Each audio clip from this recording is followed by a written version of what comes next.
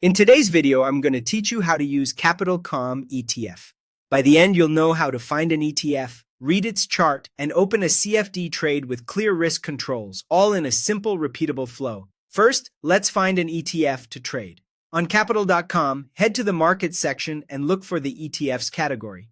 ETFs, or exchange-traded funds, bundle a group of assets into a single instrument you can trade, similar to a stock. They can track broad indexes like SPY, follow a specific sector such as technology or healthcare, or mirror commodities like gold. If you already know what you want, use the search bar to type the ETF's ticker or name. As you browse, take a moment to open the instrument details to see trading hours, typical spreads, and any special notes about the product. This context helps you avoid surprises, especially around market open or major news. Next, open the chart by tapping or clicking the ETF you're interested in. The chart shows how price has moved over time and is your main window for analysis. Adjust the time frame to match your style. Shorter time frames for quick moves, longer ones for bigger trends. Zoom in and out to see recent momentum versus the broader picture.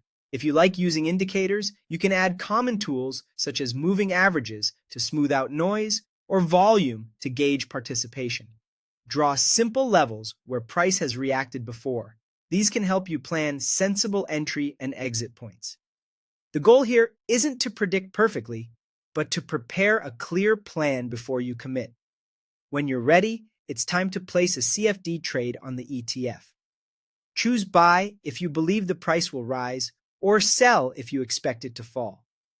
Remember, with a CFD, you're trading the price movement of the ETF rather than owning the fund itself. Enter your trade size or amount, keeping an eye on the margin requirement and potential exposure. A practical tip is to size the position so a normal stop loss doesn't risk more than a small, predefined portion of your account. Add a stop loss to limit downside if the market moves against you, and set a take profit to lock in gains at your target.